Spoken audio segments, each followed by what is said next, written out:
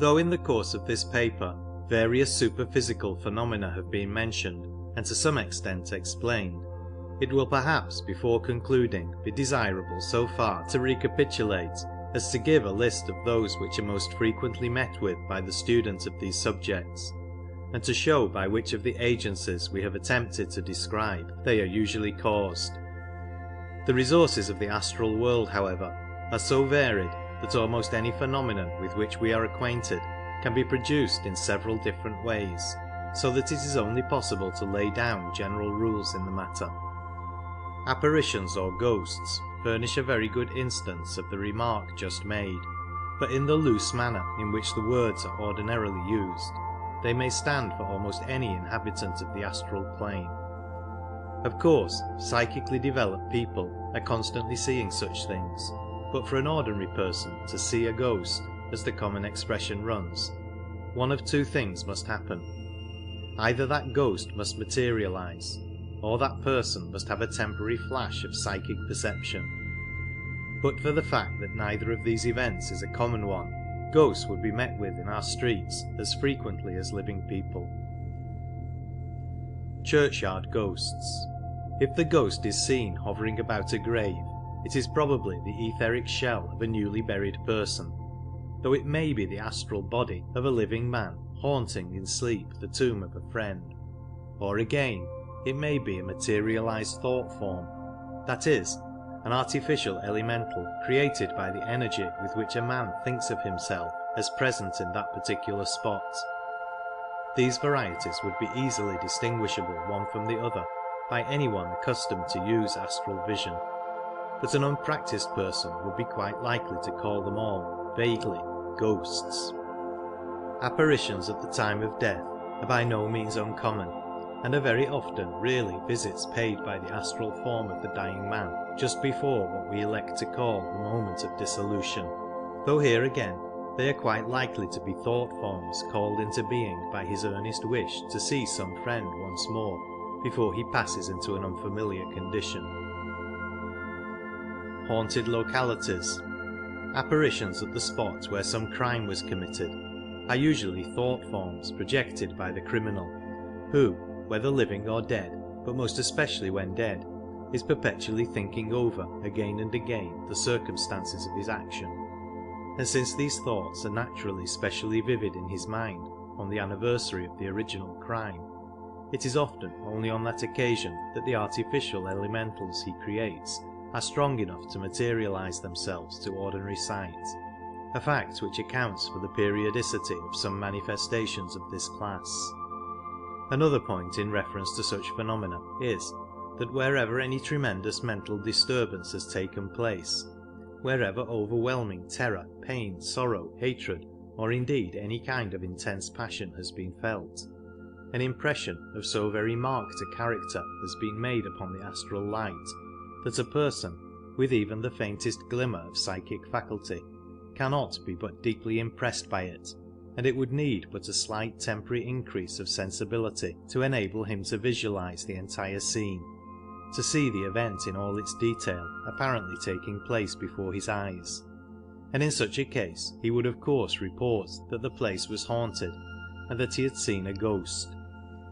Indeed, people who are as yet unable to see psychically under any circumstances are frequently very unpleasantly impressed when visiting such places as we have mentioned. There are many, for example, who feel uncomfortable when passing the site of Tyburn Tree, or cannot stay in the Chamber of Horrors at Madame Tussauds, though they may not be in the least aware that their discomfort is due to the dreadful impressions in the astral light, which surround places and objects redolent of horror and crime, and to the presence of the loathsome astral entities which always swarm about such centres. Family ghosts. The family ghost, whom we generally find in the stock stories of the supernatural as an appanage of the feudal castle, may be either a thought form or an unusually vivid impression in the astral light,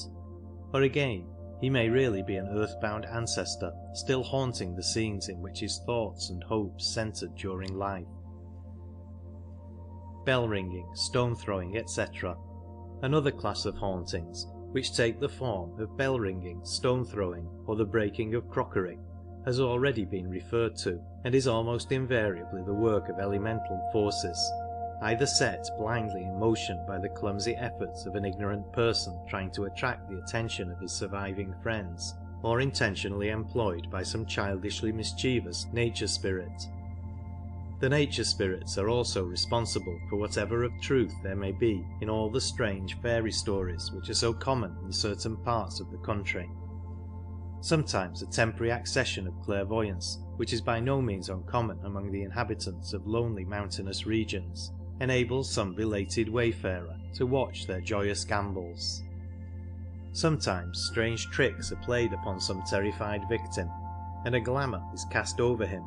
making him, for example, see houses and people where he knows none really exist. And this is frequently no mere momentary delusion, for a man will sometimes go through quite a long series of imaginary but most striking adventures, and then suddenly find that all his brilliant surroundings have vanished in a moment, leaving him standing in some lonely valley or on some windswept plain. On the other hand, it is by no means safe to accept as founded on fact all the popular legends on the subject, for the grossest superstition is often mingled with the theories of the peasantry about these beings, as was shown by a recent terrible murder case in Ireland. To the same entities must be attributed a large portion of what are called physical phenomena at spiritualistic séances. Indeed, many a séance has been given entirely by these mischievous creatures, and such a performance might easily include many very striking items, such as the answering of questions and delivery of pretended messages by raps or tilts, the exhibition of spirit lights, the apport of objects from a distance, the reading of thoughts which were in the mind of any person present, the precipitation of writings or drawings, and even materializations. In fact, the nature spirits alone, if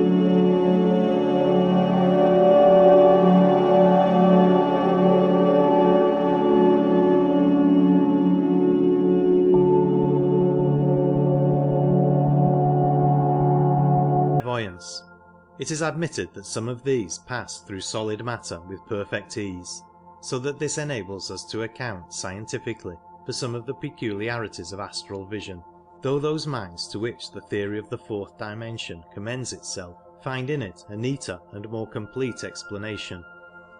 It is clear that the mere possession of this astral vision by a being would at once account for his capability to produce many results that seem very wonderful to us, such for example as the reading of a passage from a closed book. And when we remember furthermore that this faculty includes the power of thought reading to the fullest extent, and also, when combined with the knowledge of the projection of currents in the astral light, that of observing a desired object in almost any part of the world, we see that a good many of the phenomena of clairvoyance are explicable even without rising above this level. Of course, true, trained and absolutely reliable clairvoyance calls into operation an entirely different set of faculties, but as these belong to a higher plane than the astral, they form no part of our present subject.